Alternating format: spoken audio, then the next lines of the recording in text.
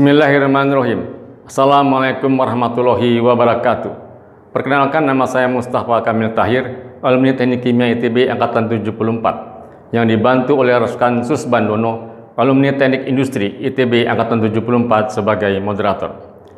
Selamat malam dan salam sejahtera buat kita semua. Terima kasih kami ucapkan kepada bapak-bapak narasumber yang berkenan memberikan pencerahan kepada peserta webinar 1 yang diselenggarakan oleh Solidaritas ITB 74 atau SolITBeta, khususnya kepada rekan Profesor Dr. Insinyur Dadan Umar, aktivis ITB 1977-1978, saat ini sebagai Guru Besar Lemhanas. Tema webinar pertama ini adalah situasi politik saat ini. Selamat mendengarkan webinar pertama dan diskusi dengan para narasumber. Semoga bermanfaat kita semua. Terima kasih. Wassalamualaikum warahmatullahi wabarakatuh. Wabarakatuh. Terima kasih Kamil, terima kasih semua teman yang ada di laptop saya pada sore dan malam hari ini. Yang ketiga, narasumber yang ketiga ini adalah teman saya sejak masuk Teknik Industri 74. Dia adalah Dadan. Dadan ini aktivis mahasiswa pada waktu itu. Selamat datang Dadan di alam kita, bahwa kita sangat gembira. Jadi mari kita dengarkan bersama ketiga narasumber yang luar biasa ini. Pak Sarwono Kusumaatmadja, Heri Ahmadi yang sebentar lagi dilantik menjadi Duta Besar Indonesia di Jepang, dan Profesor Dadan. Prof, the screen is yours. Makasih Mas Dono, Mas Sarwono, Mas Heri. Ini kalau dua piawai politik ini udah berbicara begitu, saya sudah kehilangan ruang lagi untuk berbicara. Tapi begini, hari ini kita membahas mengenai situasi politik terkini. Jadi saya lupakan dulu itu yang tadi itu gelar-gelar akademis gitu, kita 778.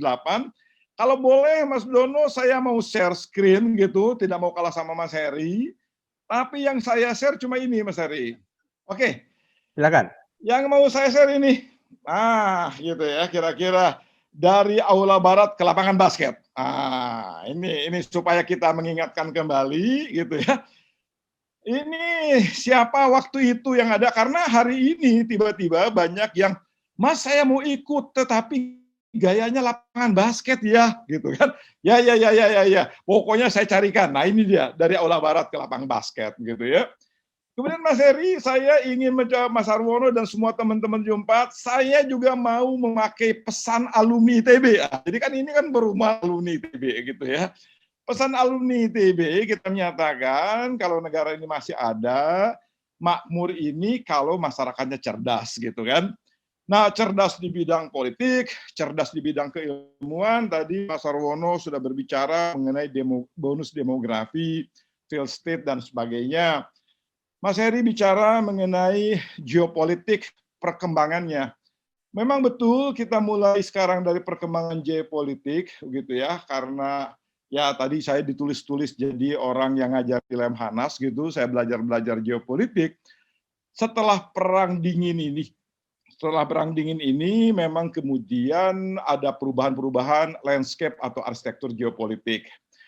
Yang terakhir kemudian beberapa 4 tahun yang lalu kita memetakan bahwa geopolitik dunia ini masuk di dalam dunia world disorder katanya.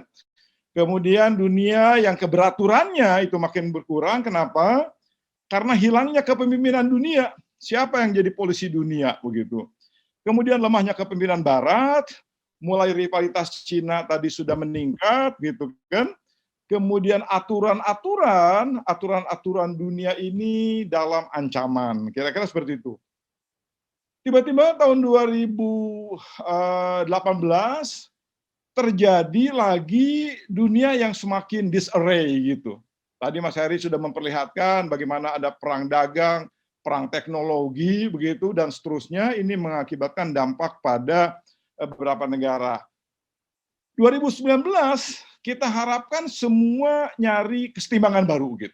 Yang tadi gitu Mas Heri. Jadi nyari kesetimbangan baru yang kita namakan, waktu itu kita berbicara di Lemhanas, mungkin dunia sudah akan membentuk landscape baru new normal. Kira-kira gitu 2019. Dalam peta itu tiba-tiba datang pandemi. Begitu datang pandemi, ini kemudian menjadi satu wajah dunia berubah, dan kemarin kita lagi berbicara lagi, apakah akan betul-betul terbentuk sebuah kekuatan hubungan antar negara lebih yang mempengaruhi begitu ya. Nah kemudian saya dari sini sebenarnya di Lemhanas ini Mas, sedikit lah gitu ya data-data untuk melihat dan kemudian menambah apakah kita akan masuk di dalam negara gagal gitu, failed state. Kita ini mencoba sudah 12 tahun lah begitu menghitung-hitung kalau ada indeks negara gagal atau failed state index, kita ini mencoba menghitung seberapa tahan sih ketahanan nasional kita, kira-kira gitu. Nah ternyata kita ini pada posisi yang ketahanan nasionalnya belum kuat sekali gitu ya. Nanti kita lihat yang bonus demografi dan sebagainya. Salah satu indikator yang paling sensitif ternyata, nah ini kita uji ini ketahanan nasional, nanti politiknya dan segala macam dengan adanya COVID gitu, pandemi. Begitu datang pandemi, saya kasih gambaran sedikit supaya kita punya kondisi kita seperti apa. Ini 5 tahun ini indeksnya sudah dibangun gitu ya. Kalau kita melihat 2014 waktu Pak Jokowi periode pertama itu masuk, ada berbagai perbaikan untuk menguatkan ketahanan nasional. Tetapi kemudian kita lihat apakah struktur ketahanan nasional ini cukup kokoh gitu. Nah ini terlihat begitu datang COVID, ini grafiknya terjun bebas. Artinya 5 tahun kita bangun, ini tersapu nih dalam waktu 8 bulan. Itu menggambarkan bahwa struktur ketahanan nasional ini belum kokoh betul. Ada usaha untuk menguatkan, atau kita lihat dari 2015 sampai 2019, tapi kemudian begitu ada cobaan gitu. Begitu ada ujian berbentuk pandemi global, tadi juga ada geopolitik dan sebagainya, tiba-tiba semua angka-angkanya adalah terjun bebas. 5 tahun yang dibangun, 5 tahun yang dikuatkan itu tersapu. Itu juga memberikan bahwa indikasinya ketahanan nasional kita ini dalam kondisi yang tidak cukup tahan. Kemudian kalau kita lihat lebih detail lagi, ini mungkin akan berkaitan dengan masalah tadi perpolitikan. Dari berbagai indikator atau variabel itu ada 2 variabel yang selama 8 tahun itu angkanya masih rendah dan paling rendah di antara yang lain, yaitu indeks ketahanan ideologi dan indeks ketahanan sosial budaya. Jadi kita membangun ekonomi, membangun politik, begitu sementara yang harus menjadi pilar kekuatan kita adalah masalah toleransi, masalah kebersamaan, itu memang indeksnya itu tidak meningkat gitu ya dalam kondisi. Itu yang kita katakan bahwa ketahanan nasional rapuh, apalagi kalau kemudian banyak golongan-golongan yang mencoba mengkhianati kesepakatan, yang 4 kesepakatan dasar itu sendiri. Nah ini yang kemudian akan menjadi. Kemudian kita diskusikan negara-negara yang kesepakatannya itu dilanggar, kita contoh walaupun mungkin tidak terlalu dekat karena memang zaman itu, kita lihat Yugoslavia gitu. Yugoslavia ini sendiri ya masih eksis tapi sudah jadi 7 negara yang berarakan gitu. Kemudian Cekoslovakia juga, padahal kita tahu Yugo dan Ceko itu berdirinya sama-sama seperti Indonesia. Dan itu juga mulai terlihat dari politik identitas. Nah, politik identitas itu adalah menurunnya dari masalah sosial budaya dan ideologi. Nah, di situ barangkali saya hanya ingin melengkapi apa yang dikatakan tadi bahwa saya setuju Pak Mas Sarwono mengenai bonus demografi. Demografi, window of opportunity cuma terbuka sekali. Tapi persoalannya bahwa jumlah penduduk produktifnya banyak. Tapi kalau kita lihat dari literasi atau pendidikan formalnya saja, kita masih rata-rata 8,03 tahun. Itu juga mencerminkan sebuah kerapuhan, padahal ke depan dengan kondisi-kondisi geopolitik seperti itu, kemudian kondisi-kondisi dalam negeri seperti ini, membangkitkan itu membutuhkan pekerjaan yang berat, apalagi kalau ada gangguan-gangguan ideologi, gangguan-gangguan aliran-aliran yang seperti tadi kita katakan bahwa kalau Mas Heri mengatakan orang-orang yang ingin merebut kekuasaan dengan politik yang liar gitu. Ini kan sangat mengganggu dalam pengertian akan menjadi faktor-faktor gangguan yang cukup berat lah bagi kita. Nah, saya tidak banyak ingin menyampaikan, hanya ingin menguatkan karena kita sebetulnya juga punya ukuran-ukuran yang coba kita lihat seberapa tahan, seberapa kemudian vulnerability index yang terjadi. Tadi Mas Heri sangat menarik begitu melihat politik kedaerahan gitu ya. Tadi politik kepartean. Ternyata kalau kita petakan daerahnya, dari tahun lalu, dari beberapa tahun, ya daerah-daerahnya itulah Mas Heri gitu ya. Kalau kita berbicara, ada berapa daerah yang selalu berbicara pada masa nasionalis, yang agamis, dan segala macam. Nah, yang kita kemudian khawatirkan, kalau ketahanan nasional ini tidak kita jaga dengan kuat, persatuan tidak dijaga dengan kuat, maka ancaman bagi kita adalah ancaman disintegrasi.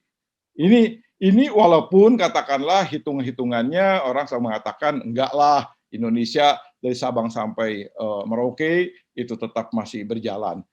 Tetapi kemudian kita lihat sekarang dengan ujian adanya COVID. Begitu ada ujian COVID, ini struktur harmoni sinkronisasi kebijakan pusat dan kebijakan daerah itu juga terlihat ada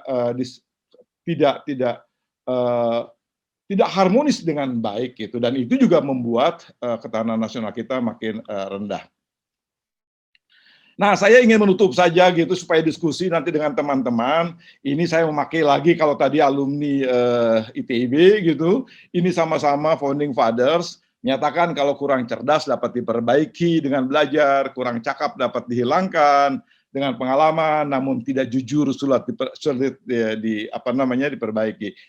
Ini yang barangkali kita mengingatkan bahwa kita sekarang masuk di dalam situasi politik yang politik kedaerahan, politik identitas, dan ini juga dipengaruhi oleh berbagai geopolitik yang tadi kita nyatakan gitu ya. Jadi itu sebagai tambahan begitu ya dari apa yang sudah dibicarakan oleh Mas Arwono tadi. Kemudian Mas Heri, bahwa itulah yang dihadapi, kita tidak bisa terpisah juga dari kondisi geopolitik, sedangkan dalam negeri dari ukuran-ukuran yang kami coba kembangkan, itu memang ketahanan nasional itu di dalam kondisi yang tidak cukup tangguh untuk menghadapi berbagai cobaan-cobaan. Nah, cobaan-cobaan ini kalau sudah makin datang, apalagi ideologi dan sosial budayanya lemah, maka strukturnya itu akan semakin goyah. Begitu Mas Dono ya, supaya nanti ini yang lain-lain ini, karena kalau dinyatakan narasumber, bukan 3 narasumber ini, 138 jadi narasumber semua gitu ya, kalau gaya lapangan basket gitu ya. Jadi ini hanya 3 orang ini hanya katakanlah trigger aja gitu ya, mencoba mengangkat beberapa hal supaya kita makin makin hangat dalam diskusi ini, dan kemudian kita mengikuti kejadian-kejadian yang terjadi di akhir-akhir ini. Demikian barangkali. Wassalamualaikum warahmatullahi wabarakatuh.